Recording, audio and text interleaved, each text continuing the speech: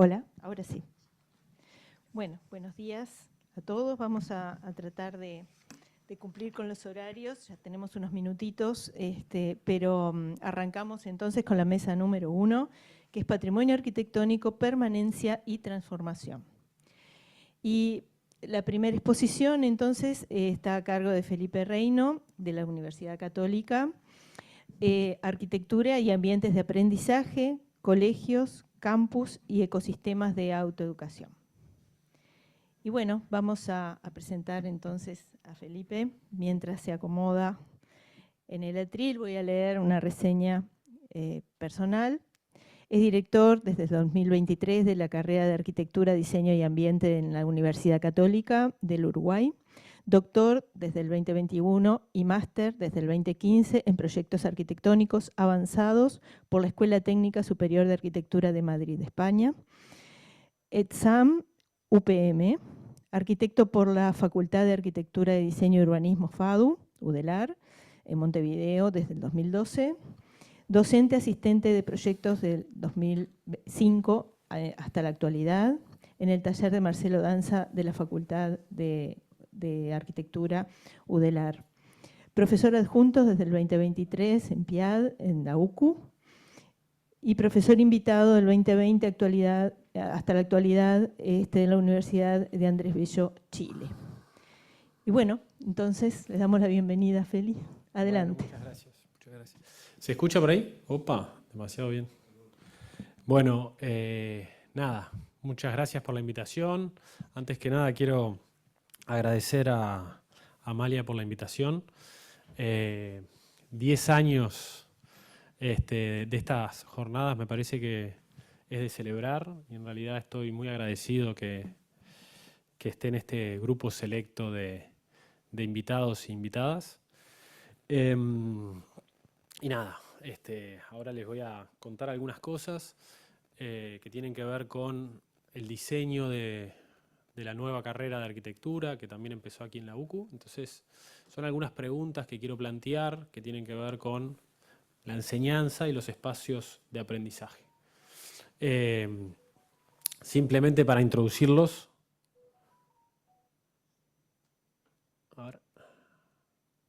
Para introducirlos, comentarles que... ¿Se puede usar el micrófono? Sí. Hola. Ahí, perfecto. No, quería comentarles un poco, sí, que a partir del año pasado estuve en un proceso en el cual hicimos el diseño con un equipo aquí dentro de la Universidad Católica de la nueva carrera de Arquitectura, Diseño y Ambiente. Y nada, esta es como la primera fotografía o las primeras fotografías que quería mostrarles. Ahora les voy a mostrar bastantes fotografías y les voy a hacer como un pequeño relato que tiene que ver con como ese trato o ese pacto que hicimos entre una carrera y los nuevos estudiantes, ¿no? En la izquierda se ven los primeros estudiantes y su primer taller, ¿no? El primer taller de arquitectura que tienen los estudiantes con su nuevo profesor y se están dando la mano porque estaban diseñando unos artefactos que iban a llevar en sus cabezas que tenían que ver con el cuerpo y con las medidas del cuerpo, y ese fue como el primer pacto que se generó. Entonces, a partir de ese pacto, lo que me gustaría plantear en esta, digamos, charla es cuál es la relación que existe, que ustedes seguro que lo tienen muy claro y lo deben haber estudiado muchísimo, entre los espacios de aprendizajes y esos espacios, o sea, las áreas de aprendizaje y los espacios que se generan, o los espacios que fueron creados por arquitectos muy reconocidos, ¿no? Y cómo esos espacios influyen de alguna manera en la enseñanza. Para eso, otra de las cosas que hicimos en la carrera, al comenzar, fue apropiarnos de este espacio que nos dieron aquí en la UCU, ¿no? Y una forma de apropiarse es, con todos los estudiantes, tratar de hacer una intervención en ese espacio, colocándole el título de la nueva carrera, Arquitectura, Diseño y Ambiente. Entonces esa fue una primera manera de aproximación. Para hacer este recorrido, lo primero que querría hablar es del edificio Sacré-Cœur, que lo conocen, que es el edificio que está aquí al lado. No me voy a meter en profundidad. Vale la pena comentarles que a la brevedad va a salir un libro por su celebración de sus 100 años. que estamos trabajando en ello para publicarlo. Pero de este edificio lo que sí me gustaría resaltar es el tipo de edificio que era, ¿no? En lo que tiene que ver más que nada con el aprendizaje, ¿no? Un edificio tipo claustro, que tiene un patio en el centro, ¿no? Y que en realidad la manera o el pensamiento que se tenía en su momento sobre cómo enseñar, ¿no? No arquitectura, sino cómo enseñar, cómo es la enseñanza, tenía que ver con eso, ¿no? Con un diseño de un patio interior, con un interior muy fuerte, con un interior muy vivido, con que la gente o digamos, la enseñanza se daba en ese patio, con ventanas altas, ¿no? Con ventanas no bajas, ventanas altas para que se vea no tanto hacia afuera, ¿no? Y eso nos quiere decir algo de la enseñanza, nos quiere decir que en realidad aquí la arquitectura lo que intentaba era de alguna manera cerrarse hacia el exterior y tratar de, por un lado podríamos decir, arriesgarme a decir, centrarse en lo interior y en la enseñanza que se puede dar dentro y no tanto en la relación interior-exterior, ¿no? Hay una cosa que nos pasó maravillosa, que vale la pena resaltarlo, perdón que me vaya un poco de formato, que tiene que ver con que encontramos los planos originales, ¿no? Y los planos originales, aparte que son magníficos, son planos que nos dicen cada uno de los destinos de cada una de las estancias que tenía este edificio. Y en ese sentido también nos interesa meternos en esos espacios, entender que son espacios con corredores muy largos, con estancias, unas muy iguales a las otras, ¿no? Cocina para la enseñanza, ¿no? Por ahí dice, ¿no? Y aparecen distintos cuartos o distintas funciones o programas que hacían referencia a cada una de las cosas que sucedían aquí. Después tenemos también cortes maravillosos, bueno, una cantidad de información que me parece importante destacar en esta charla. Otra cosa que encontramos en los planos, cosa que me parece también importante destacar a nivel patrimonial, era que eran planos que informaban el proceso. ¿Qué quiere decir con eso? Que no solamente evidenciaban el resultado final del edificio, sino que contaban en un único plano cómo se tenía que construir eso. O sea, de qué manera tenía que construirse cada una de esas molduras, qué ancho tenía. Y no era solamente una representación final, sino te contaba cómo se tenía que hacer geométricamente cada uno de esos espacios. Y nada, esta era la idea de este edificio, ¿no? La idea de este edificio era un edificio que se vivía hacia adentro, que la enseñanza era hacia adentro, que las ventanas lo que hacían era evidenciar lo que pasaba en el patio.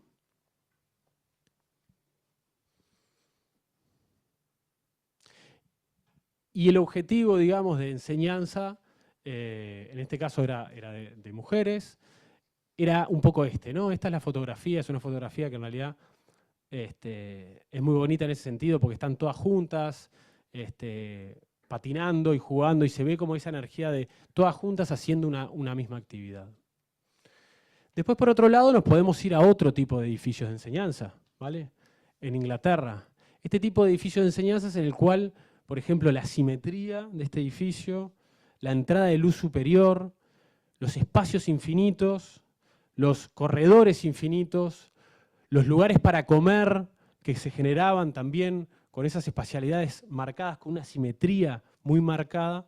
Estos son otros de los ejemplos que yo, caprichosamente, elegí algunos ejemplos y les traje por aquí. Aquí vale la pena resaltar una película que se llama Club Zero, que está situada en este lugar y habla de un modo de enseñanza que tiene que ver con... es una profesora de alimentación que lleva al extremo radical el dejar de comer, ¿no? Hasta un extremo radical. Y la situación, digamos, donde se genera esa locación es en este colegio. Y entonces ahí me parece interesante cómo podemos relacionar la imagen que se tiene del edificio con, digamos, esos, en este caso eran actores, pero con esos niños que radicalizan una idea y la llevan al extremo total. Entonces, cómo la arquitectura puede establecer algunos lazos con esas espacialidades. En este caso, en el mundo de la ficción, porque es una película, ¿no? Ay, perdonen. Estos eran los grandes, el gran comedor, ¿no? De Jacobsen. Y acá están los estudiantes. Vale la pena echarle un ojo a la película, porque aparte muestra muy bien las espacialidades del colegio. Después otro clásico que ustedes lo deben haber súper estudiado, pero siempre me interesó, que es el Crown Hall, ¿no? Que es la escuela de arquitectura, ¿no? En Chicago. De Mies van der Rohe, ya deben haber leído muchísimas cosas al respecto, pero también tiene que ver con eso, ¿no? Cómo se piensa un espacio de una manera en el cual todas las partes responden a ese todo, ¿no? Hay un sistema constructivo que se piensa desde las partes y el todo, de que cada elemento respondía desde el componente al sistema. Y de esa manera se generaba el espacio. Y cómo ese espacio no marca una simetría. Dentro de un campus muy heterogéneo, se plantea este nuevo edificio que evidentemente de manera reinterpretada, clásica, está levantado del suelo, ¿no? Evidentemente, y marca una simetría muy marcada, ¿no? Un pensamiento que tiene que ver con un espacio absoluto en el sentido de que vos podés entender la parte y entender el todo al mismo tiempo. ¿Se entiende? Lo que quiero decir es que se comprende por completo el espacio cuando se entra, se entiende el sistema, su estructura es didáctica, vos cuando entrás entendés cómo funcionan las cosas, ¿no? Y se generan este tipo de espacialidades. No nos vamos a meter en detalles, pero trabajan con unos sistemas constructivos que son ejemplos para nosotros en la actualidad también, ¿no? Con un grado de detalle esquizofrénico, vamos a decir. Con unos cristales, ¿no? Que en realidad están arenados para que al nivel del peatón el exterior tampoco me distraiga de mis estudios, ¿no? En una mirada más moderna, que solamente se veía la luz natural en la parte de arriba, o se dejaba entrar la luz natural, o se veían los árboles del campus. Y acá está el espacio, ¿no? Este es el espacio, un espacio magnífico que vale la pena, si pueden ir a bicharlo, es magnífico. Pero lo que me interesa de este espacio es esto, ¿no? ¿Cómo está usado hoy en día el espacio ese, ¿no? ¿Cómo fue pensado de una manera y cómo se usa de otra? Sigamos. Este es otro ejemplo. Voy a pasar por muchos ejemplos. Capaz que tengo que ir un poquito más rápido porque creo que estoy muy mal de tiempo. Este es otro ejemplo de Gustavo Ultrao, en Brasil, que también plantea un sistema bastante ordenado, voy a decir, en el cual se plantean 4 patios. Y esto es una casa para niños en el Brasil, cerca del Amazonas, en el cual él se va hasta la zona para estudiar cómo puede hacer este tipo de estructuras. Este orden de la estructura responde mucho al tema económico, ¿no? O sea, al tema de tratar de, digamos, hacer una construcción en el cual todos los componentes sean iguales para que la mano de obra del lugar la pueda desarrollar, pero haciendo poquísimos detalles, muy pocos detalles, ¿tá? Y esos detalles, un gran techo, tengan en cuenta que la humedad y la lluvia de esos lugares es muchísima, un gran techo que es bastante, como les decía, ordenado, pero genera espacios para las infancias, para los niños. Está pensado con esos espacios para los niños, con esos espacios en sombra, cubiertos de la lluvia, para que se generen espacios informales de aprendizaje. Que eso es lo que me interesa resaltar de este ejemplo. ¿Cómo podemos encontrar en los nuevos espacios de aprendizaje o con los nuevos colegios, campos, espacios informales de aprendizaje? Y en este ejemplo se ve claramente, ¿no? Y cómo podemos encontrar un parentesco con Mies y con el Crown Hall, pero en realidad es en tiempos completamente distintos, con argumentos distintos y considerando cosas completamente distintas. Y ahí se generan estas espacialidades, ¿no? En el cual los niños ahí generan como una integración, ese aprendizaje que no está pautado por el aula o por el salón de clases.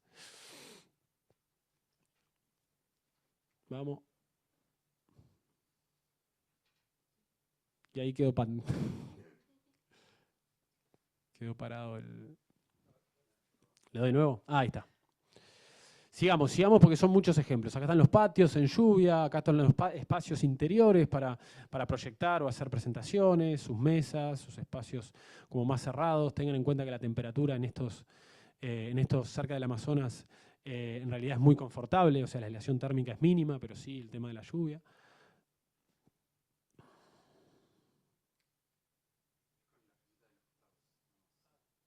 Ah, que toco el verde sin querer. Ahí va. Bien, voy a pasar por algunos más y ya, Amalia, prometo que termino. Este es otro ejemplo que también es un centro de estudio en Cataluña y acá agrego otros factores que me parece importante destacar. Voy a ir bastante rápido con las imágenes, discúlpenme, para tratar de no irme de tiempo. Este es un centro de investigación y lo que plantea es dos tipos de espacios. Un espacio más flexible, un espacio que no tiene por qué estar acondicionado y un espacio cerrado en el cual yo me siento y mi cuerpo necesita confort térmico. Entonces eso nos permite hacer un edificio que trabaje como un invernadero, que tenga estos espacios en los cuales se generan esas enseñanzas, como digo, informales, en el cual aquí sí yo me tengo que poner una chaqueta si estoy en invierno para moverme de un espacio a otro, y que los espacios cerrados son los espacios que ustedes ven ahí en madera de OSB. Después se genera esta fachada, que es una fachada que se mueve y que depende del momento del día y de la estación, se va cerrando, se va abriendo. Estos son los espacios cerrados, como les decíamos. Hay, digamos, un interés a nivel material de que los materiales cumplan sus funciones, pero que realmente no transmitan, digamos, simplemente cumplan sus funciones, que no transmitan más que eso, ¿no? Es un invernadero techado en el cual en la parte de arriba también pueden ver que tiene una parte de plantas, que se generan plantas, y en estos espacios, yo a lo que quería ir, este es el edificio, se mueve, o sea, se mueve dependiendo de la orientación, pero a lo que quería ir, que me parece más importante, bueno, esto es muy importante, que tiene que ver con eso, ¿no? Con cómo un edificio puede responder no solamente a su programa, sino también ser amigable con el medio ambiente, cómo puede generar estos espacios de aprendizaje, si tienen que ver con estudios de las plantas, en este caso. Y lo que me interesa resaltar de todo esto es cómo trabaja esa estructura, ¿no? Es una estructura que trabaja con un tipo de calefacción pasiva, en el cual son caños que pasan por las losas, y esos caños, simplemente por movimiento de aire, acondicionan todo el espacio, y está pensado de forma termodinámica. Entonces, ¿cómo podemos pensar espacios de aprendizaje que consideren las distintas maneras en las cuales los estudiantes o los profesores están viviendo y de esa manera responder? Con un espacio más cerrado cuando necesito un espacio más cerrado y con un espacio un poquito más abierto cuando necesito un espacio un poco más abierto. Y acá nos vamos a otro ejemplo francés muy importante que está en relación con los catalanes, que tiene que ver con la Catón y Basal, seguramente lo conocen, y que definen este concepto de, vuelvo a lo mismo, de los dos espacios, ¿no? Un espacio en el cual está determinado y un espacio que no está determinado. El espacio determinado es el espacio que yo digo, bueno, aquí vamos a dar clase. El otro espacio es un espacio que lo dejo para ese tipo de educación para que se den ese intercambio informal en el aprendizaje. Y mucho espacio, dar espacio. Bajar la calidad de los materiales, pero dar espacio a los estudiantes para que sucedan cosas, ¿vale? Más que ir a la calidad de cada uno de los materiales, pensar que dar metros cúbicos es dar calidad de vida a los estudiantes, ¿no? Porque hay que tener en cuenta que muchas horas del día pasan en estos lugares, ¿no? Y bueno, y relación con la ciudad, esto también son materiales bastante económicos y generan estas espacialidades y estas relaciones con la ciudad, ¿no? Grandes portones que se pueden abrir, grandes espacios que se pueden transformar en atelier de arte, pero también se pueden transformar en salas para escuchar conciertos, espacios que son de alguna manera para muchas funciones y algunos que son específicos para que sucedan algunas cosas específicas. Máquinas para probar, para ensayar, entender que la enseñanza no es solamente abstracta, sino también es práctica. Espacios de maqueta, pero también espacios donde la movilidad en bicicleta es importante, ¿no? Cómo poder entender que en los estudiantes, en los jóvenes, es donde está la parte más importante en lo que tiene que ver con la educación de la movilidad sostenible. Y para terminar, termino con este colegio que hoy en día está bastante publicado, de Andrés Jaque, que es un arquitecto español, que ahora es el director de Columbia. Y que hace esta escuela en Madrid, que también como que toma, digamos, arquetipos de niños para generar esta acumulación de singularidades, ¿vale?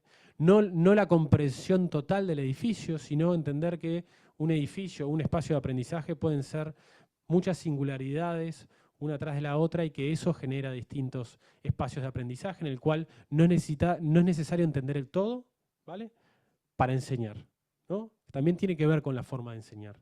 Tienen que ver con que quizás no tengo que aprender toda la historia de la humanidad, digamos, para tirar algún concepto, sino que puedo generar una línea, una narrativa, ¿no? Entonces, yo creo que en estas ideas que yo les estoy planteando, que son ideas simplemente, y que son preguntas que vinieron de la creación de la carrera, es entender esas relaciones que puedan existir entre la arquitectura y los modos de enseñanza, ¿no? Yo, evidentemente, al ser arquitecto, me centro más en la arquitectura, no tanto en las maneras de enseñanza, pero sí me interesa esa relación. Con un gran patio en el medio, ¿no? Este colegio regio, con un gran invernadero en el medio, con espacios en los cuales todas las instalaciones están vistas por un tema didáctico. Es importante que se vean las instalaciones para que entiendan los niños para qué funcionan las cosas. O sea, se deja al descubierto el edificio, ¿no? Esto, ¿no? Se ve todo, ¿tá? No se ocultan las cosas se ven, se muestran.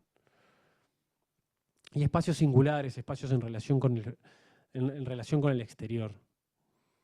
Y patios, terrazas, que no tienen como una definición seriada, ni sistemática, ni repetitiva, sino que son hijos de singularidades y que depende de cómo les dé el sol en cada uno de esos días, ¿no? Y acá ven el edificio, que evidentemente capaz que para nuestra mirada parece que está sin terminar, o parece una acumulación de distintos volúmenes, pero es, digamos, una nueva mirada de cómo pueden ser los nuevos espacios de aprendizaje. Y acá están los niños jugando ahí. Nada, simplemente, esta es la última diapositiva, simplemente eso, ¿no?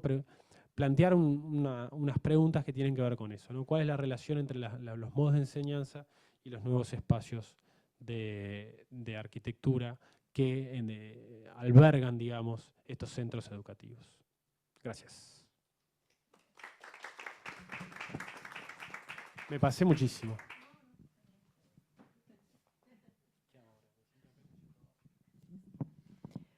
Bueno, muy interesante este tema porque además podemos analizar acá esas relaciones que cada vez se ven quizá en las sociedades modernas mucho más, digamos, más conflictivas, ¿no?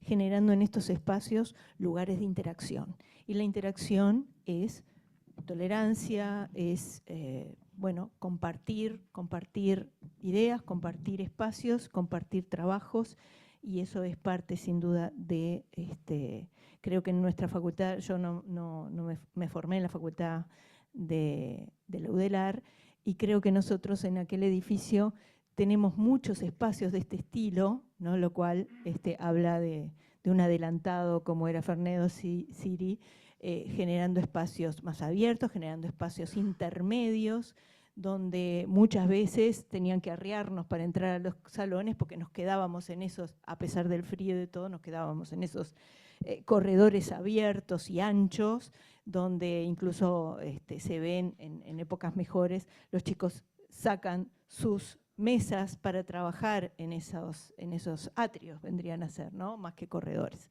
Así que es muy interesante. ¿Alguna pregunta? Sí. Un minuto. ¿Al final querés? Bueno, entonces al final anotamos eso. Entonces, bueno, muy bien. Entonces pasamos a la segunda presentación, que va a ser la presentación de O'Neill. ¿Dónde estás? Pasa. Elena, ¿cómo estás? Adelante. Bueno, voy a hacer... Muy bien. Voy a agarrar mi teléfono y voy a hacer entonces una presentación de Elena. Elena es arquitecta, es magíster en Historia, Teoría y Crítica de Arte, doctora en Historia del Arte y desde el 2019 es docente de la Universidad Católica del Uruguay en la licenciatura de Artes Visuales. Ha participado en eventos académicos nacionales e internacionales y cuenta con diversas publicaciones en el campo de la historia del arte. Bienvenida. Su presentación es Las nubes, arquitectura y paisaje. ¿Conocemos todas las nubes? Bueno, nos contará entonces Estela. Adelante. Buenas tardes, buen día, perdón. Amalia, muchas gracias por el convite, muchas gracias a todos los que están aquí. Yo di por sentado que se sabía lo que eran las nubes y ahora que te escucho digo... Me parece que corresponde. Sí, Las nubes es la casa que se hicieron el escritor Enrique Amorín y su esposa Beatriz... se me fue. Esther Aedo. Gracias, Esther Aedo. En el 29, la empezaron en el 29, en 1929 y la terminaron de construir en 1931. Bueno, además de la casa había una cantidad de redes intelectuales, artísticas, arquitectónicas que se entablaron durante la época que ellos vivieron ahí y que se siguen de alguna manera, ahora que es un centro cultural, desde el 2011 se siguen difundiendo. Porque no me quiero perder, voy a leer porque tengo miedo de... Y avísame, por favor, Beatriz, cuando es... Y ya está, ¿no? Adelante, tenés tiempo. Arte, arquitectura y paisaje son términos profundamente cercanos, aun cuando pueden pertenecer a orígenes distintos. En algún momento de la historia, el paisaje se transformó en género artístico, constituyéndose en materia central para pintores y fotógrafos que lo tomaron como tema o motivo de su obra.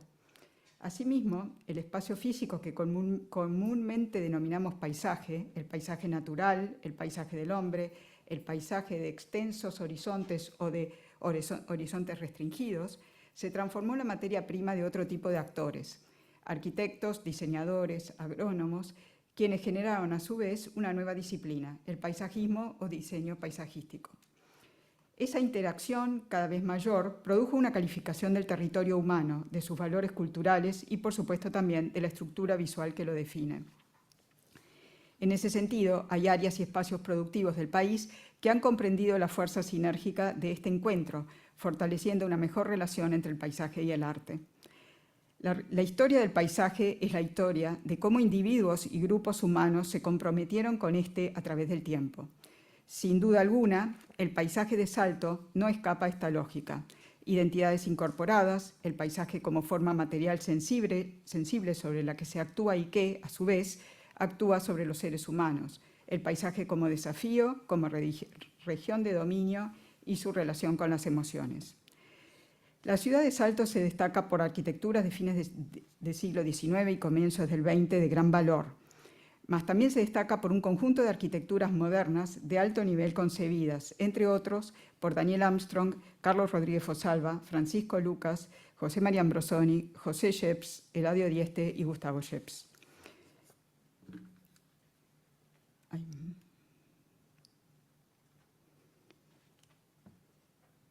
Las Nubes, una villa moderna construida en las afueras de Salto entre 1929 y 1931, y aquí, entre comillas, porque es lo que dice, ¿no? Sobre ideas de Enrique Amorín, es un caso diferente.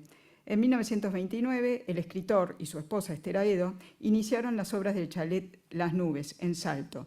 La casa perteneció a la familia hasta el año 2011, cuando Comisión de Patrimonio Cultural de la Nación oficializó su compra en una decisión que adoptó el Ministerio de Educación y Cultura. Estas son fotos sacadas por Enrique Amorín, que además de escritor era fotógrafo, contaba con una cantidad de películas y además de un actor cultural vinculado nacional e internacionalmente.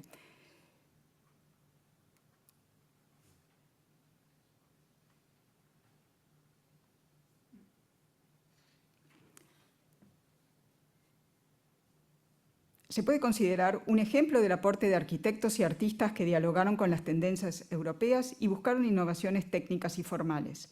Tomemos, por ejemplo, las sillas diseñadas por Mallet Stevens, o la silla mariposa, o BKF, como también se conoce, diseñada por los arquitectos Antonio Bonet, Juan Curchán y Jorge Ferrari en 1938. Esto está... Bueno, aquí... Después, cuando llegue, después las muestro, ¿no?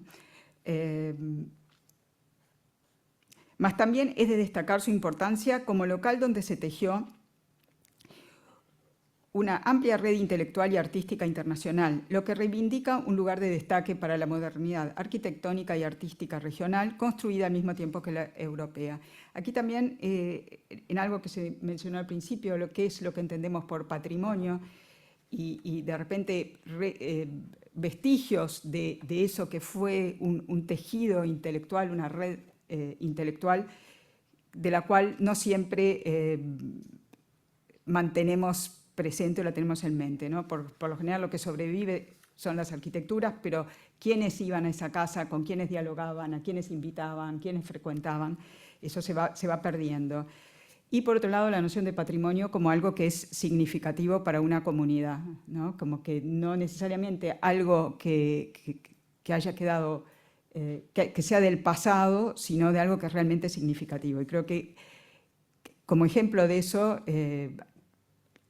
todos nos acordamos de Asimacos, la fábrica de alfombras, que si bien en Avenida Italia, que si bien no tenía ningún grado de protección, cuando la tiraron abajo, las cartas de adhesión de sociedades de arquitectos y de particulares reclamando de por qué tirar abajo esa arquitectura que era tan significativa, si bien oficialmente no estaba protegida, ¿no?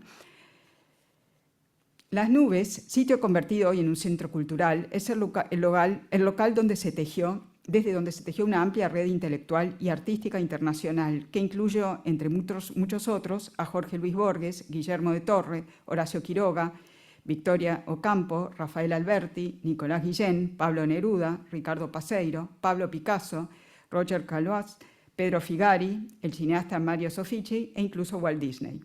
Muchas de estas personalidades figuran en el film de Enrique Amorín que se llama Galería de Escritores y Artistas. Y en esa película hay, no sé, algo como si fueran 20 o 30 segundos de un registro fílmico de Quiroga, que fue una sorpresa cuando eso se encontró. Otro ejemplo de esa red es el caso de la Biblioteca de las Nubes. La misma incluía colecciones completas de Caras y Caretas, el original, y de la revista Sur, y de primeras ediciones de libros dedicados por sus autores.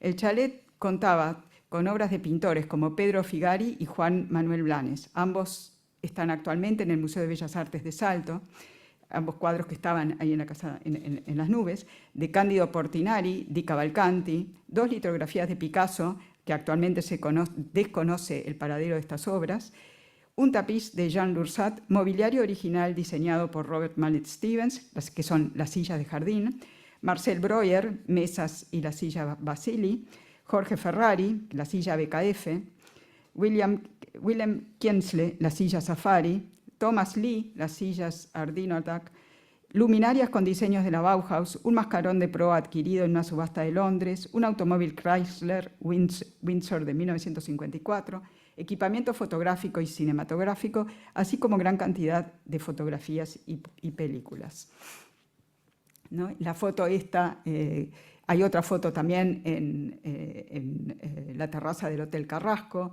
con García Lorca, y lo importante o lo que destaco de esta relación con García Lorca, que el primer monumento a García Lorca que se hizo fue en Salto a instancias de Enrique Amorín, que se inauguró en el 56, fue un evento, el detalle del monumento, y con estas palabras inscritas: se le vio caminar, labrad, amigos, de piedra y sueño en el Alhambra, un túmulo al poeta, sobre una fuente donde llore el agua y eternamente diga, el crimen fue en Granada, en su Granada.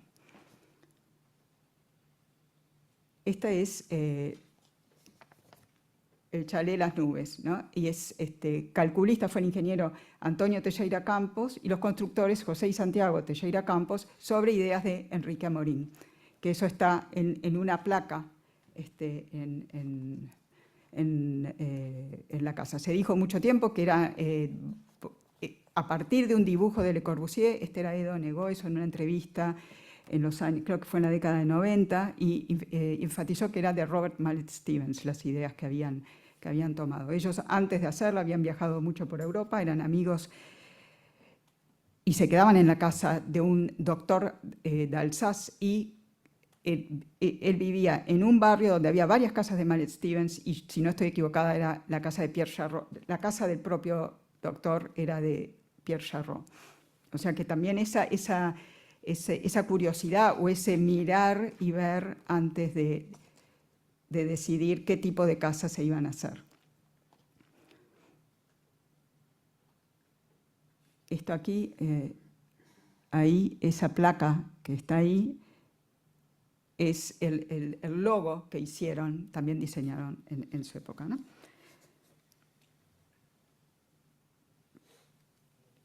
Es una casa sobre pilotes, donde además de tener ese caballo embalsamado, estaba el auto, y también había una cantidad de como rincones, sillas, de cómo estar, porque pensando en lo que podría llegar a ser el verano en Salto, es mucho más agradable estar a la sombra que en cualquiera de las habitaciones internas. Tenía también esa piscina del principio de las primeras imágenes, y donde este es el mascarón de proa.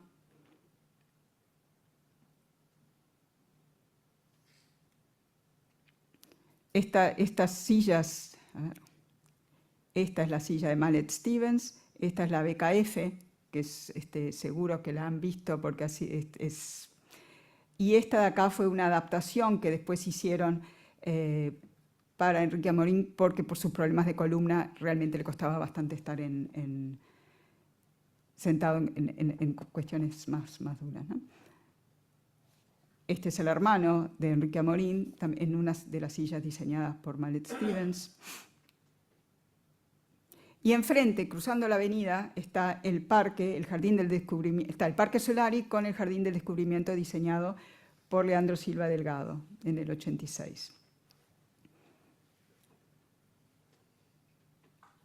La foto de Leandro Silva Delgado, sacada por Enrique Amorín, y también como de esa convivencia, ¿no?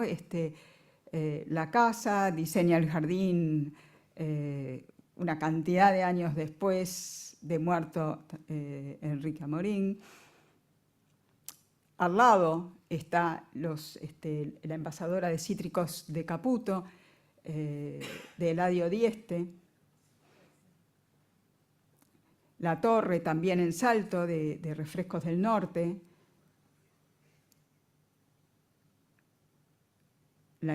Una de las tomas del edificio. Que estaba sobre la ruta y no había nada en ese momento, ahora está todo como muy densificado. La terminal de ómnibus. El parador Ayuí. La gaviota como símbolo, signo de Salto, el gimnasio del Club Remeros, y bueno, también otras arquitecturas. Las arquitecturas de Dieste están como sueltas. Podríamos considerar la ciudad de Salto como un parque que tiene esculturas que podrían ser estas viviendas, la de Enrique Amorín, el Parque del Descubrimiento, las arquitecturas de Dieste, pero también hay, digamos, en la ciudad más urbanizada, más estructurada, ejemplos como la casa de Daniel Armstrong, que era arquitecto y diseñada por él mismo. Esta es otra toma, está enfrente al Club Remeros, sobre el río. La iglesia metodista de Carlos Rodríguez Fosalva. La escuela y liceo del Crandon, que estaba en 1960, en la década del 60 no encontré exactamente referencia más precisa, ¿no? Pero también que hablan de una ciudad con una gran vocación moderna. El edificio del diario de la Tribuna Salteña, que está al lado del Teatro Larrañaga.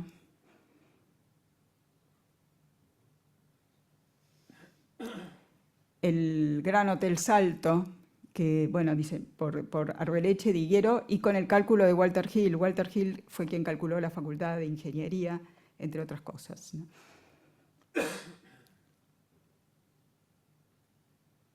José Jeps con el Instituto Politécnico Semani Lerena.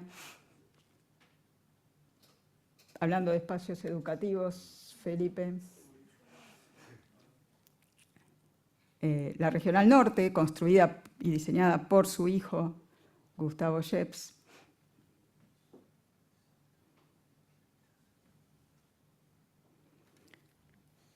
Entonces, y una última parte de habitar un paisaje. Unas notas y unas preguntas también que a raíz de pensar estas cosas me parece importante compartirles. Desde la perspectiva de los grupos que lo habitan, que habitan un paisaje, podríamos distinguir entre paisaje trabajo y paisaje turismo. En el primer grupo encontraríamos a los que administran el paisaje y se relacionan con él a través del trabajo. En el segundo, aquellos que lo disfrutan durante su tiempo de descanso. El modo en que cada grupo describe el mismo lugar es radicalmente diferente. Esta descripción está estrechamente ligada a la perspectiva de quien habita ese paisaje, pues habitar es construir y pensar, y construir es en sí mismo habitar. Permanecer, residir, cuidar y cultivar son todas las dimensiones olvidadas del habitar. Construir y habitar son actividades fundamentales del ser humano y están sustancialmente identificadas con el transformar, o con un lugar en donde se vive una experiencia. El sentido de construir es el habitar, y en la medida en que habitamos, construimos. Es desde esta perspectiva que la aparición del paisaje como tejido que incluye a la tierra, al cielo, a los dioses y a los mortales pasa a ser una experiencia significativa. Es con y no a pesar de la luz, la brisa, los aromas y colores, la topografía y las condiciones climáticas específicas del lugar que vamos al encuentro de una experiencia. Desde el Renacimiento, lo que atrajo originalmente a los artistas viajantes fue la incivilización, el misterio de la naturaleza desconocida. ¿Por qué entonces la necesidad de encuadrar la naturaleza imponiéndole límites? ¿Cómo pensar la transición entre arquitectura y naturaleza? ¿El paisaje es una compensación psicológica entre la ciudad construida y la naturaleza? ¿Cómo unir en un mismo registro la experiencia del cuerpo y la percepción visual? Pensar la ciudad como paisaje, no como imitación de la naturaleza, sino como modo de conferirle forma y poder de símbolo mediante una organización plástica. Es eso. Muchas gracias.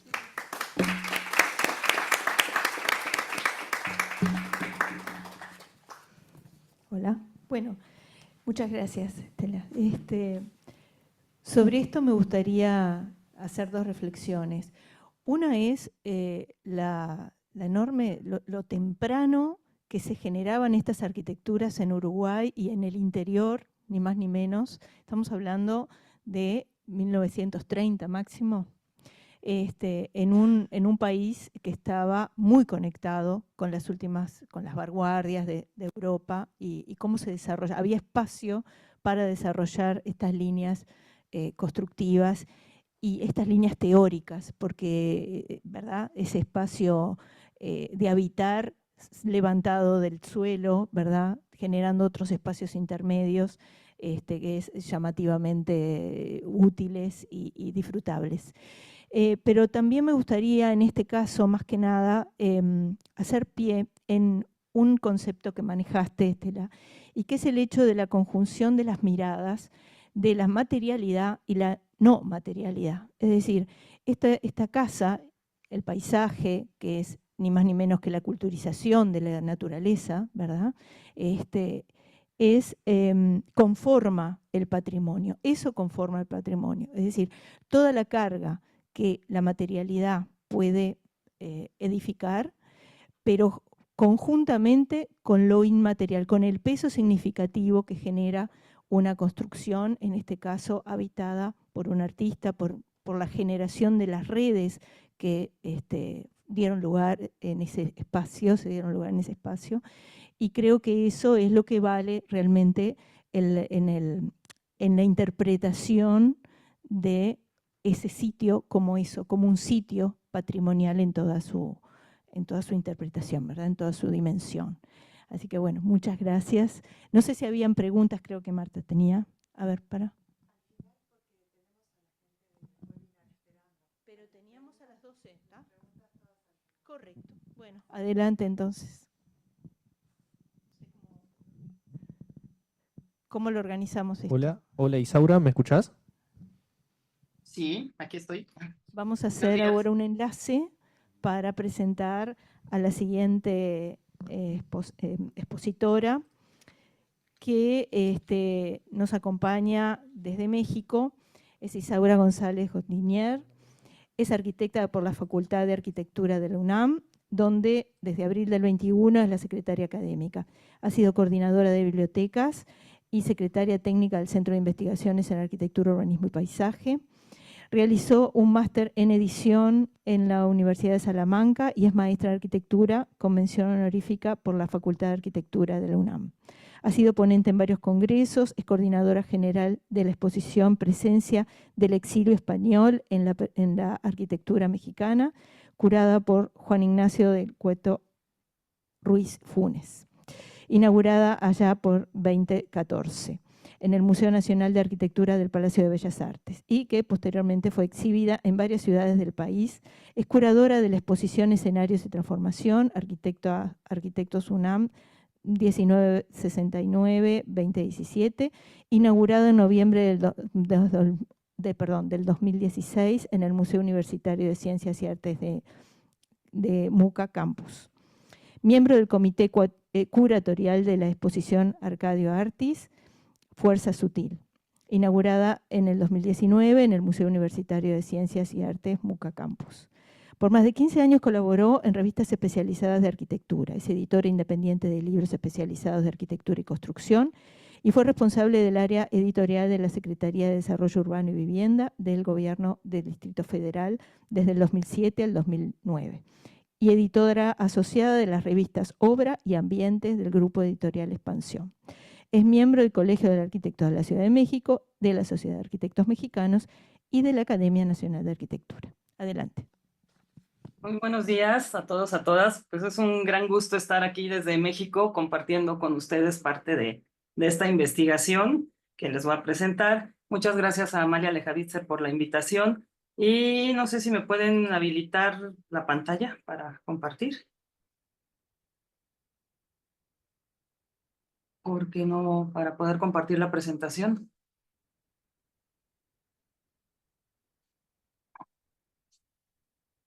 Exacto, ya está. Entonces, vamos a acá. Ya estamos. Ok. Bueno, yo voy a presentar esta ponencia de arquitectura y esculturas insertas en un mar de lava, el Centro Cultural Universitario de la Universidad Nacional Autónoma de México. Entonces, para comenzar, bueno, vamos a situarnos un poquito en la geografía y en el tiempo histórico, situando al país, ¿no? Estamos aquí viendo dónde se ubica México en la parte que es Norteamérica, del continente americano, después la Ciudad de México, ya hoy llamada Ciudad de México, lo que antes era el Distrito Federal, que es la capital del país. Y bueno, ya me fui. A ver, ¿qué estoy haciendo? Perdón. A ver, ahí estoy. Ya voy a ir menos rápido, que se me está yendo de más. Y bueno, en el caso de la universidad, que data pues desde tiempos del virreinato, en un principio los edificios estaban en el centro histórico, ¿sí? De la ciudad, en lo que se conoce como el barrio universitario. Entonces allí estuvieron las primeras escuelas, como pues desde luego la antigua Academia de San Carlos, donde estaba arquitectura, pintura y escultura, y otras escuelas, ¿no? Pues desde luego con los años se van volviendo insuficientes estos edificios y con el crecimiento de la ciudad, pues también se decide en un momento dado sacarlos de allí.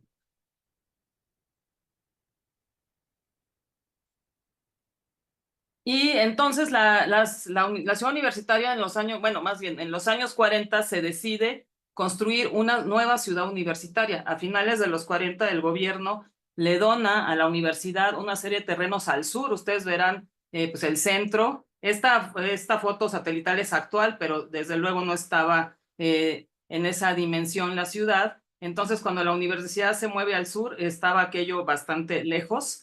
Pero son los terrenos que le donan en lo que se conoce como el Pedregal, y es parte de lo que vamos a hablar. Ahorita que hablaban los ponentes anteriores o la ponente anterior del tema del paisaje, bueno, cómo ese paisaje se fue transformando. Aquí tenemos la ciudad universitaria, pues en la actualidad son 700 hectáreas que pues se han ido transformando en el tiempo, y en los años 50 es cuando, a finales de los 40 se empieza la construcción. En el 52 digamos que se hace lo que es la dedicación de ciudad universitaria porque salía el presidente en turno y realmente se empieza a habitar en el 54. De hecho, este año estamos cumpliendo 70 años de habitar nuestra ciudad universitaria. Ahora, este plano nos gusta mucho porque es un plano que muestra en los años 30 cómo los límites era precisamente el Pedregal, este Pedregal que ahorita voy a platicar brevemente cómo surge y que limitaba la ciudad y era visto como un terreno inaccesible. Sin embargo, en el momento en que la ciudad ya empieza a tocar la puerta en esa parte del territorio, se empieza a urbanizar. Y aquí destacamos este pequeño imagen que se ve en este plano de cómo también era la gran cantera de la ciudad, cómo toda esa roca volcánica pues se convierte en un insumo para la construcción.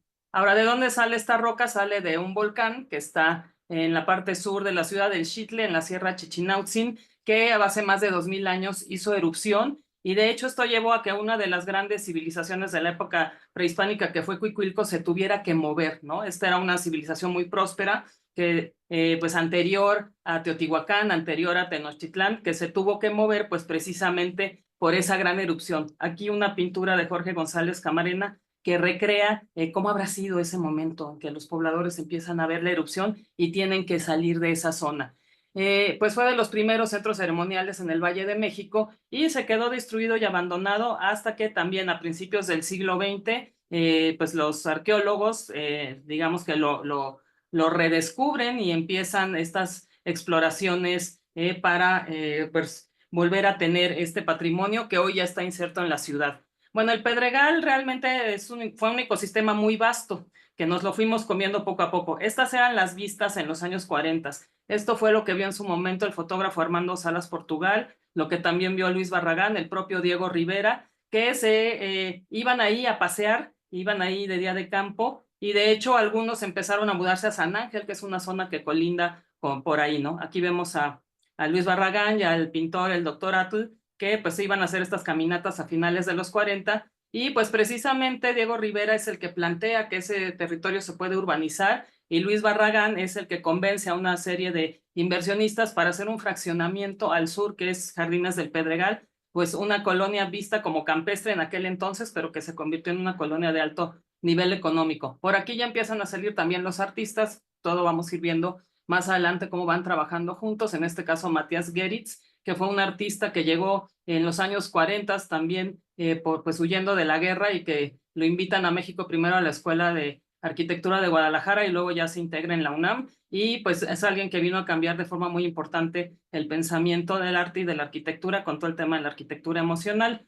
Las primeras casas del Pedregal con esta idea de que sí convivieran con la naturaleza, ese fue el principio con el que Diego Rivera y el propio Barragán crean, bueno, Diego Rivera ya no interviene en la creación del fraccionamiento como tal, pero digamos que él da el concepto, y después Barragán y los primeros arquitectos, como en este caso Max Cheto, pues esta era la idea, ¿no? De urbanización.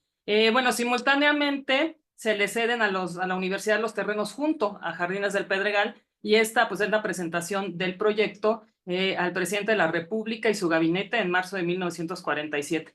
Digo, aquí no me voy a tener, es una historia también muy bonita, pero tenemos que llegar al Centro Cultural Universitario. Así era el territorio cuando se empieza a construir la ciudad universitaria. Pues vean este campo de lava inmenso. Esta avenida, que es la avenida más larga de la Ciudad de México, que es Insurgentes, se extiende hacia el sur para conectar con la carretera Cuernavaca, y aquí se edifica nuestra ciudad universitaria, que hoy es Patrimonio de la Humanidad. Fue una obra, pues de verdad, napoleónica, diría yo. Se construyó en 4 años, y participaron más de 100 arquitectos y desde luego los artistas, ¿no? También muy importante, todos los muralistas tuvieron participación en lo que fue, en lo que es hoy el Centro Cultural Universitario con estos murales, que de hecho el año pasado se cumplieron 100 años del muralismo, empiezan en el Centro Histórico, también en un edificio de la universidad, y continúan ya después en los años 50 en Ciudad Universitaria.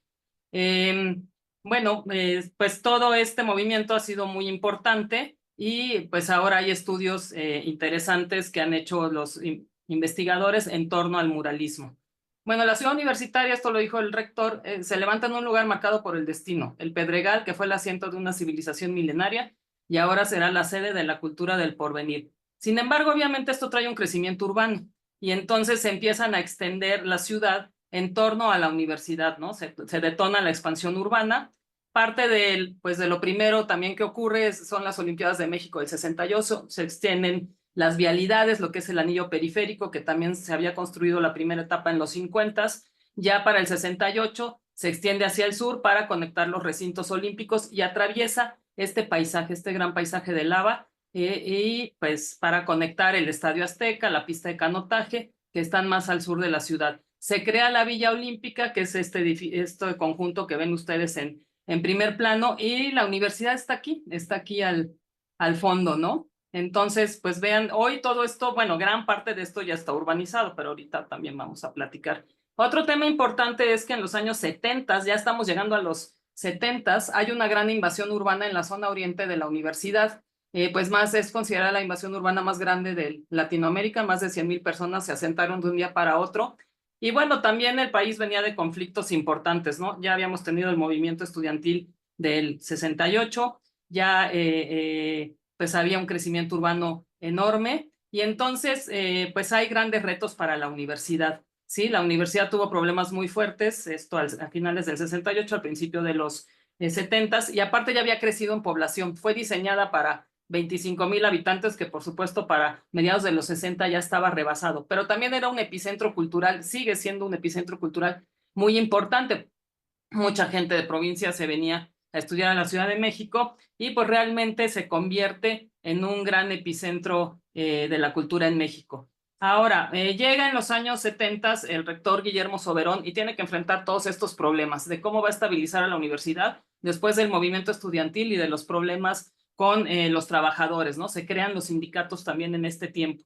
Entonces, ¿y qué va a hacer con este territorio que estaba en riesgo en el sur de la universidad? Bueno, él realmente tuvo un empuje sustantivo y durante su rectorado se construyen más metros cuadrados para las funciones universitarias que los que la universidad había acumulado en sus 400 años de existencia. Se descentraliza la ciudad universitaria, se crean lo que son las facultades de estudios superiores hoy en otras zonas de la ciudad, en zonas hacia donde se expandió la ciudad, y también se lleva la investigación a otras partes del país. Y la universidad tiene 3 funciones sustantivas: la docencia, la investigación y la difusión de la cultura. La universidad tiene una deuda histórica con su orquesta sinfónica y entonces estos terrenos en riesgo por estas presiones urbanas al sur de la ciudad universitaria, el rector decide dedicarlos a la difusión de la cultura. En primer término se crea la sala de conciertos Nezahualcóyotl, que es una sala pues pensada con un espíritu vanguardista para la época. La orquesta desde 1936 existe, tocaba primero en el centro, cuando la universidad se va al sur, a Ciudad Universitaria, tocaba en varios teatros, tocaba incluso afuera, como pueden apreciar en esta fotografía, y pues tanto la orquesta como su público empiezan a demandar que tenga un espacio propio. En esa época la orquesta la dirige Eduardo Mata, que fue un músico muy destacado, y él es el que pues genera un importante crecimiento artístico para nuestro conjunto sinfónico. Entonces, ¿qué decide el rector? Que se va a hacer esta sala de conciertos y que se va a hacer por universitarios para universitarios. La universidad acababa de crear, digamos, recientemente su Dirección General de Obras y entonces ahí había una serie de arquitectos muy jóvenes que son los que enfrentan este proyecto y solo se contrata a un externo que fue el ingeniero Christopher Jaffe, que él era el ingeniero acústico. E incluso Christopher Jaffe dudaba de la juventud de los arquitectos, pero pues después dijo que fue extraordinaria toda esta experiencia. ¿Qué le pide Eduardo Mata a estos profesionistas? Les pide que se basen en el modelo de la Filarmónica de Berlín. la Filarmónica de Berlín del 63, de obra de Hans Scharoun, fue una obra que rompió, ahora sí que con la cuadratura de las salas de conciertos y que generó un espacio democrático. Bueno, aquí tenemos a los actores, porque siempre tiene que haber voluntad política para este tipo de obras. El rector Soberón, el ingeniero Javier Jiménez Espriu, que era el que llevaba los temas de presupuesto, el doctor Diego Valadez, jurista, que era el que dirigía difusión cultural, Jorge Carpizo, que también después fue rector de la UNAM, que él era el abogado general de la UNAM, Eduardo Mata, que era el director de la orquesta, y los arquitectos Orso Núñez, bueno, por aquí arriba está Arcadio Ortiz, que fue el proyectista, el equipo con Arturo Treviño, el Chacho Medina, Christopher Jaffe, que fue el ingeniero acústico. Bueno, la sala se inaugura a finales del año 1976 y fue nombrado Sala de Conciertos de Nezahualcóyotl en honor al poeta y gobernante de Texcoco, por sugerencia de Miguel León Portilla, un destacado intelectual de nuestro país, quien nos escoge el poema que está en la entrada, que así lo dice, ¿no? Por fin comprende mi corazón, escucho un canto, cultivo una flor, ojalá no se marchiten. Bueno, vean desde aquí, pues cómo es esta sala donde vamos a tener a la orquesta al centro del recinto. Bueno, muy brevemente, esta es la invitación, pues con la que el rector ahora sí envió a sus invitados especiales, y vean pues cómo el paisaje tiene una gran importancia, ¿no? Esto era lo que se veía en ese entonces en los terrenos donde está hoy la sala Nezahualcóyotl.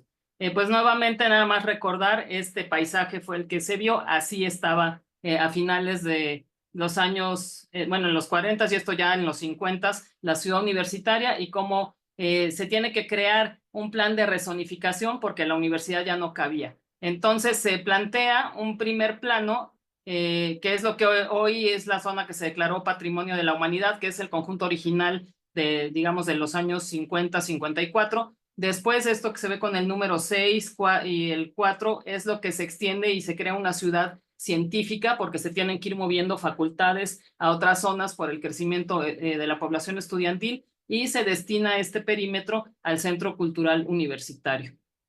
Bueno, muy brevemente del partido de la sala Nezahualcóyotl, pues en qué se basa, desde dónde viene la evolución del espacio musical, del espacio teatral, cómo va cambiando pues a lo largo de la época, estos edificios que surgen, digamos que en la época de la Ilustración para ir democratizando la cultura, hasta que pues también tiene influencias del teatro total, del segundo edificio del Goetheanum de Schneider, porque este es el primer edificio, digamos, en concreto armado expuesto. Y pues, ¿qué es lo que soñaba en su momento Hans Scharoun en el periodo de entreguerras? De tener estos espacios democráticos de acceso a la cultura. Perdón.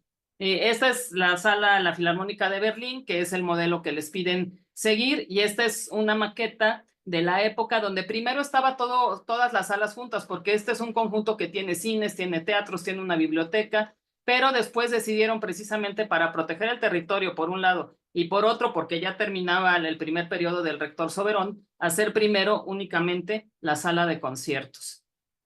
Bueno, pues estos edificios se hacen en los 70, entonces ¿cómo ha cambiado ya el pensamiento arquitectónico? La ciudad universitaria, el campus central, es un conjunto pues netamente funcionalista, basado en los principios le corbusianos, racional, ¿sí? Organizado en torno a un campus, y aquí es distinto. Aquí lo que buscaron los arquitectos ya fue hacer edificios que salieran de la roca y que respetaran el terreno natural, y pues que solamente se vieran así como unos grandes prismas, también unos prismas con otro lenguaje arquitectónico distinto al que fue creada la ciudad universitaria, pues es 20 años después, estamos hablando, entre 20 y 25 años después, entonces también cómo ya había cambiado la concepción. Muy brevemente, el conjunto está integrado, lo primero fue la sala de conciertos de Nezahualcóyotl, después se hicieron los teatros, posteriormente el edificio de cines y la sala de danza, y después también el Centro Universitario de Teatro, la Biblioteca y Hemeroteca Nacional,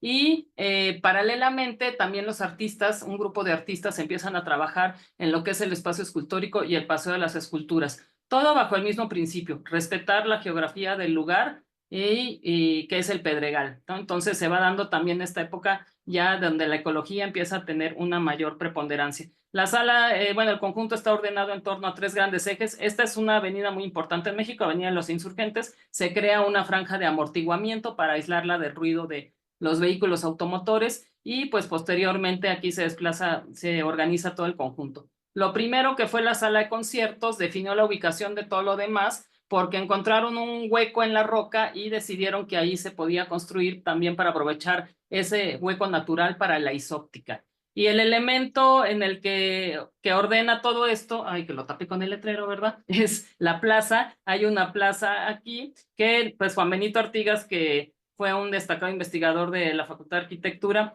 pues dice, ¿no? La plaza del Centro Cultural no tiene ningún punto focal dominante, no tiene una asta bandera ni una catedral, cumple más con otro objetivo, un objetivo que podríamos definir como el de la escala del hombre que pasea. Entonces vean aquí, yo hice este análisis para mi tesis de maestría de cómo nos podemos parar en los puntos si tenemos estas vistas a 360 grados. Los edificios tienen una escala que no siente uno que se nos vengan encima o se vaya a aplastar.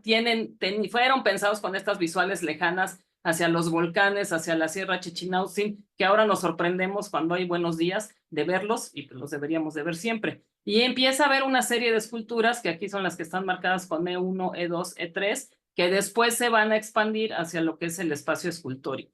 Bueno, la sala está diseñada como un instrumento musical. Estos son algunos de los planos originales. Bueno, estos son más bien unos maduros que nos dio el arquitecto Artiz todavía en vida. Y primero esas historias, ¿no? Me habían negado los planos en la Dirección General de Obras. Desde la pandemia digitalizaron todo su acervo y ya después ya me los proporcionaron. Aquí se hizo un análisis geométrico con base en una metodología del doctor Carlos González Lobo, pues para comprobar, digamos, una hipótesis de que el centro del diseño es el escenario, ¿no? Es una sala que está organizada en torno al escenario y también cómo son las distribuciones, cómo entra la gente, cómo sale, para confirmar que pues fue pensada con este espíritu del espacio musical total. Una aportación de esta sala es que tiene abajo un foso acústico, ¿sí? Que eso es algo que no habían hecho hasta entonces los diseñadores acústicos. Y bueno, el plafón sí, ya hay algunos ejemplos anteriores, pero también este plafón acústico es algo muy interesante y muy característico de esta sala, que es muy querida por los universitarios. Todo este ejemplo de los espacios, cómo es la transición del exterior hacia el interior, siempre los vestíbulos en comunicación visual con la parte externa, hasta llegar al encuentro con la orquesta, donde pues entonces se vuelve un paisaje interior. Y algo muy característico es que tiene una ventana en el segundo piso, donde si uno llega tarde al concierto, de aquí puede estar viendo hacia adentro. Aquí en el vestíbulo digamos, de la segunda planta, se cierra la vista hacia el exterior y se abre hacia el interior.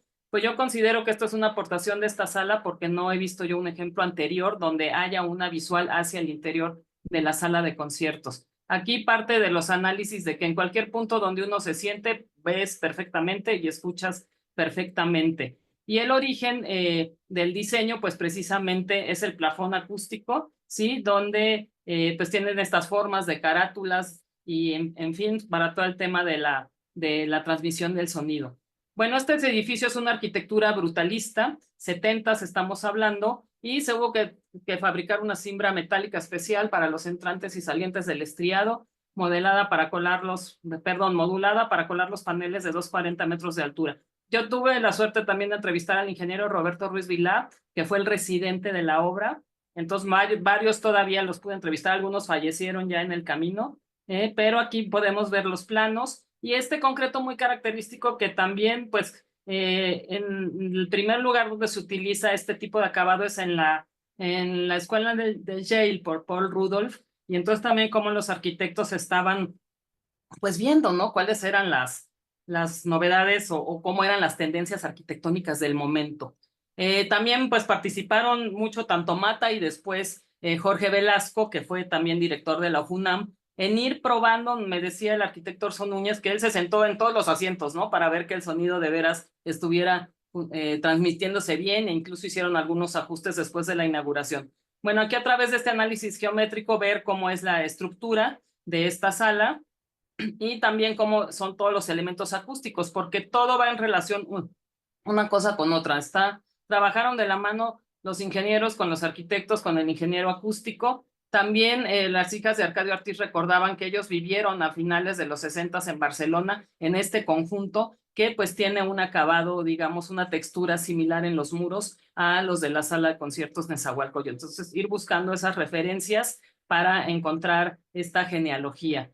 Edificios para ser vistos. Arcadio Ortiz, creo que aquí puse la cita o más adelante, a ver, a ver si la encuentro, que él decía que en los años 60, 50, la arquitectura era muy racional y que ahora lo que se buscaba es esta arquitectura dinámica, esta arquitectura para ser vista, ¿no? Que ya no fueran las cajas de zapatos, sino que tuviera otro tipo de lenguaje más escultórico. Aquí parte de los acabados y pues parte también de lo que pues creemos que es de dónde se fue basando Ortiz, porque Ortiz también estudió pintura y también estudió música, y entonces estudió pintura con varios pintores expresionistas que llegaron migrando a México, y eso pues es parte de las influencias que vemos que aparecen en esta obra. Entonces así lo dijo, el gran parte de la arquitectura de nuestro país propugna por el objeto para funcionar. En este caso se pretende que sea también para ser visto dinámicamente, creando diferentes puntos de interés.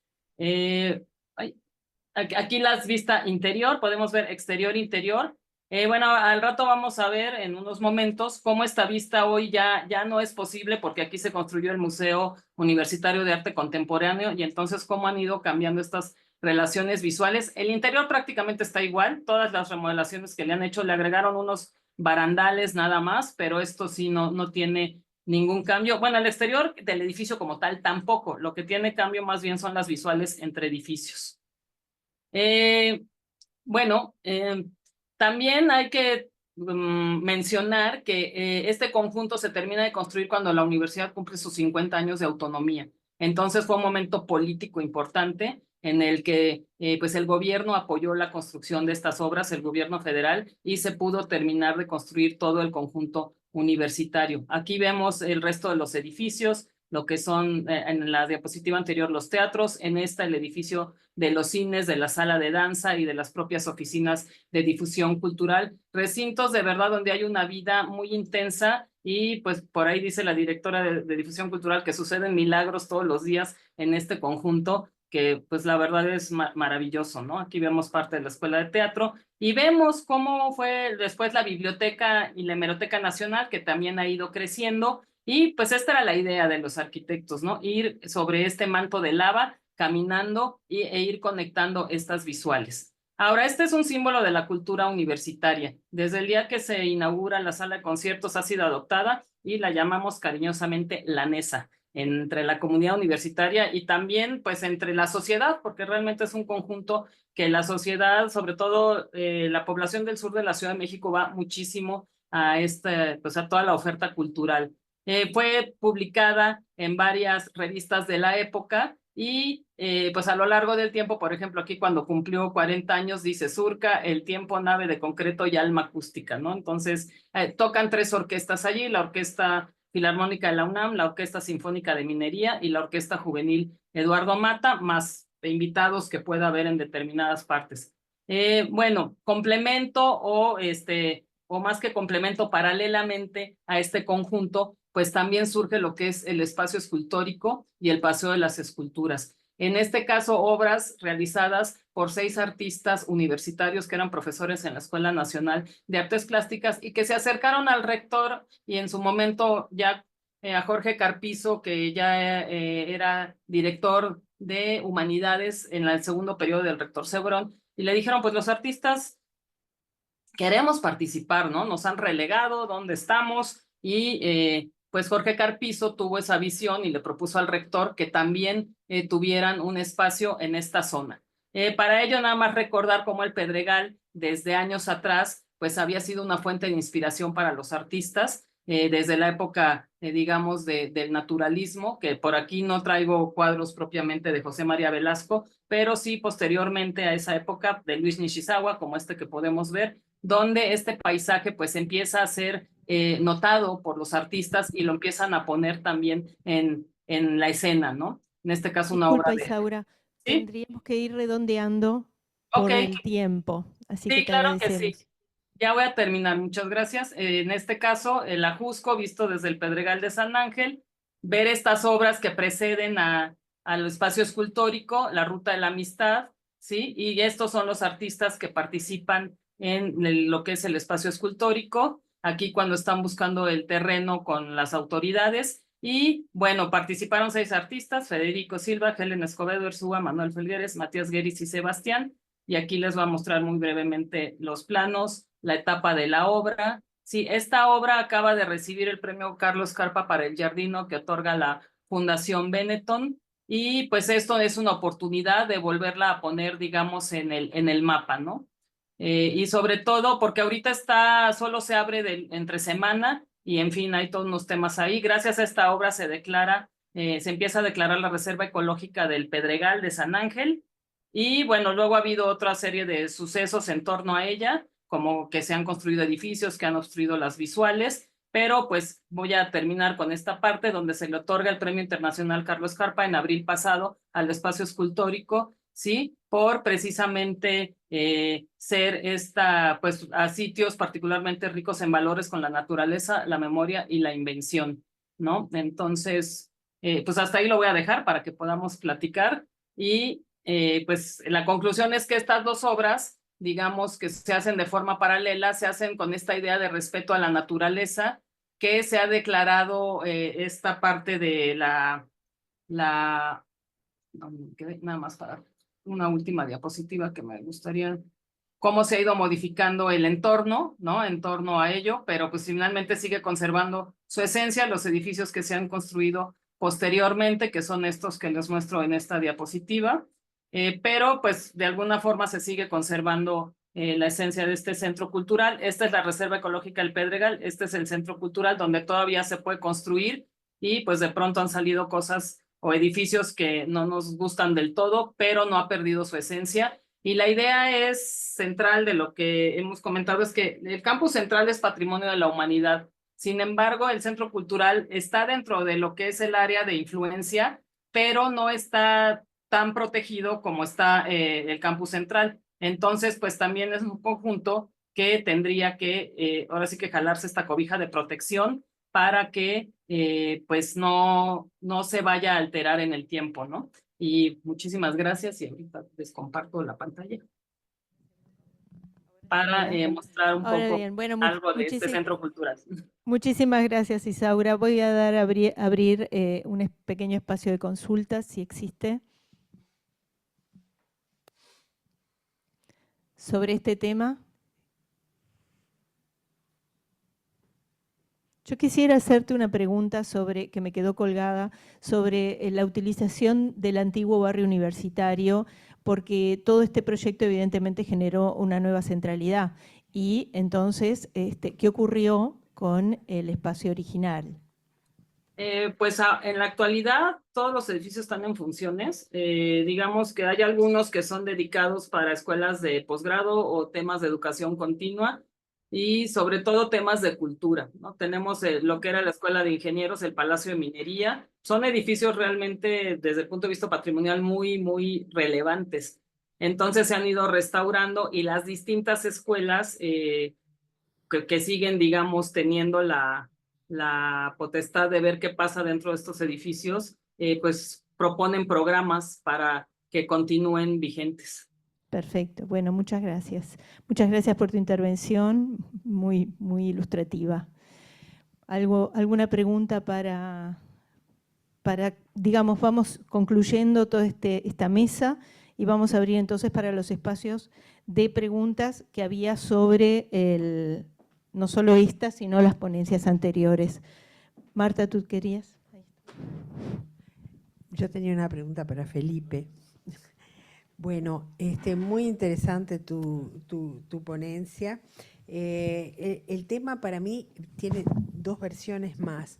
Una es la escala de las intervenciones educativas, es decir, cuándo se está dando el espacio para la interdisciplinariedad. Es decir, nuestra Facultad de Arquitectura es un caso extremo, o la ingeniería, edificios aislados, y tú en tu título pusiste campus y no hiciste muchos comentarios sobre ese tema. Y yo veo que, por ejemplo, en el campus de la Universidad de la Florida, ahora estamos haciendo edificios nuevos que me gustaría después compartir contigo, de collaboratory. Es decir, inclusive la biblioteca hace espacios que son solamente equipados y bien provistos para la mezcla de las disciplinas. ¿Cómo lo veías eso espacialmente? Hola. ¿Está encendido? Gracias, Marta, por la pregunta. A ver, el tema de los campus es un tema que también entra, digamos, dentro de estas preguntas que nos hacemos.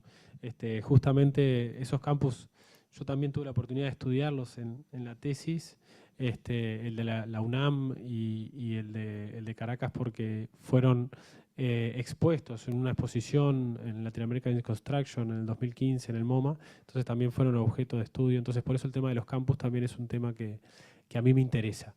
Ahí, bueno, en general hay como el debate, ¿no?, del campus urbano o el campus en la periferia, ¿no? Es una de las cosas que un poco se habla, ¿no? Nosotros, desde el punto de vista más desde Montevideo y desde Uruguay, estamos muchísimo más acostumbrados al campus urbano, ¿no? Un campus urbano que tiene algunas ventajas y desventajas. Yo creo que hay una cosa que es muy interesante, que es que el que se meta en la trama urbana hace que, que los barrios y los jóvenes que van a estudiar a cada uno de los centros se genere como una interacción. Y si voy más a lo pragmático, en algún momento este campus, que también es urbano y que tiene distintas casas por distintos lados, se habló de poner algún tipo de puente o algo, y yo en ese sentido soy radical de que no, de que en realidad los edificios se deben conectar por el espacio público, ¿no?, que me parece que es el espacio más rico de conexión. Evidentemente también tenemos los campus que están en las afueras, que nos dan otras posibilidades, ¿no?, como en la UNAM, que nos dan otras posibilidades de crecimiento, otras posibilidades de que los estudiantes vivan allí, ¿no? Pero en ese sentido me parece que hay como dos posibilidades de campus. En sí, quizás más por la mirada, por cómo lo hemos vivido nosotros, el campus urbano me parece que tiene como más potencialidad para las ciudades, ¿no?, como que levanta muchísimo más las ciudades.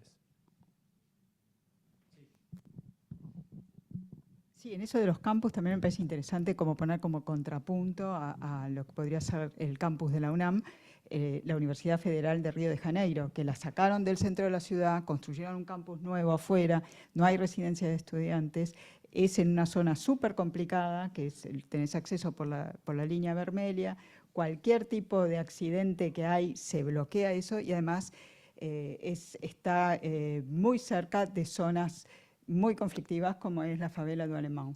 Y que, o sea, también está eso, ¿no? En qué épocas que se construyen y cuál es la decisión política, como decías tú, Isaura, con lo cual se pone un campus urbano o se decide sacarlo de la ciudad por cuestiones políticas muchas veces, ¿no? Bueno, A ver, También, quizá comentar en relación a lo que dicen. Sí, en sus orígenes la UNAM iba a tener residencia de estudiantes, pero precisamente también por cuestiones políticas de los movimientos estudiantiles se decide ya no hacer las residencias estudiantiles, ¿no? Entonces ahí lo que pasó es que alrededor de la UNAM se generaron muchos conjuntos habitacionales que fundamentalmente muchos profesores viven ahí, y ahora estudiantes, ahora en esta época lo que hacen es que pues rentan estos conjuntos y se dividen los cuartos, y se ha generado alrededor, digamos, un barrio universitario que no lo promovió la universidad, pero precisamente por la lejanía en su momento se empezaron a sentar allí estos, primero unidades nuevas que ahora ya son hasta de lujo, ¿no?, de interés social de aquellas épocas. Pero también sí hay muchos chicos que la verdad los traslados es una locura, ¿no? Hay jóvenes que hacen más de una hora de traslado, hora y media diario, porque quieren ir a Ciudad Universitaria. Entonces, ese tema es complejo en efecto y es un temazo, pero fue por temas políticos también que no se hicieron las residencias estudiantiles. En el plan original sí estaban. Hasta ahí sería el comentario. Gracias. a mí también me preocupaba el tema de las tecnologías, ¿no? Y cómo las nuevas tecnologías te influencian el modo de la colaboración. Estoy preocupada con la colaboración interdisciplinaria. Vi los laboratorios del Plan Ceibal para los colegios, para la secundaria, me pareció una cosa extraordinaria, digna de emular de alguna manera, para que converjan saberes diferentes, que es lo que crean, digamos, las nuevas opciones. No, ahí, bueno, yo creo que en este bosquejo que un poco hablamos, los tres estamos como con lo urbano y los espacios, ¿no? Y bueno, también Elena mostraba justo espacios de aprendizaje en Salto como son las de los chefs, padre e hijo, que también son maravillosos. En ese sentido, nada, yo creo que es interesante tratar de entender, por un lado, estos espacios nuevos de aprendizaje o tratar de desarrollarlos o tratar de fomentarlos, ¿no? Que creo que pasan en muchos de los ejemplos que hablamos aquí. Y después, nada, una mirada quizás un poco más contemporánea, pensando en futuro, que en el tema como ambiental, ¿no? De decir, bueno, ¿qué es lo que tenemos hoy en día? ¿Cómo está nuestra ciudad? ¿Qué tenemos? ¿Qué hay construido? ¿Cuál es la cantidad de cosas que tenemos y qué podemos hacer con lo que tenemos, ¿no? Quizás no tanto pensar en sustituir, ¿no? No tanto pensar en hacer todo nuevo, sino cómo se puede reconfigurar eso. Y lo que decías, Marta, el tema tecnológico me parece que es fundamental, ¿no? Porque las conexiones entre los distintos espacios pueden ser no pensadas de forma, digamos, tan regulada, sino que vos podrías tener una conexión rizomática entre distintos elementos para generar un sistema, ¿no? Y eso puede pasar mismo en una universidad, ¿no? Y no es necesario tener una manzana completa, ¿no? Sino que se puede crecer en altura, se puede ir bajo tierra, se puede volar sobre otro edificio. Entonces, la ciudad nos permite, desde mi punto de vista, muchísimas opciones de espacios de aprendizaje de distinto tipo, ¿no? Y un poco por ese lado va este interés, por un lado la carrera, ¿no? Pero más que nada pensando en futuro, y que no tiene que ver con la carrera, tiene que ver con los arquitectos del futuro, cómo van a pensar esos espacios, ¿no? Y cómo se puede pensar, no desde la sustitución, sino desde entender lo existente y a partir de ahí hacer cosas nuevas, ¿no? Mucho más en un sistema ambiental, digamos, una mirada ambiental de la implantación de la arquitectura. Bueno, muy bien. ¿Alguien más? ¿Algún comentario más?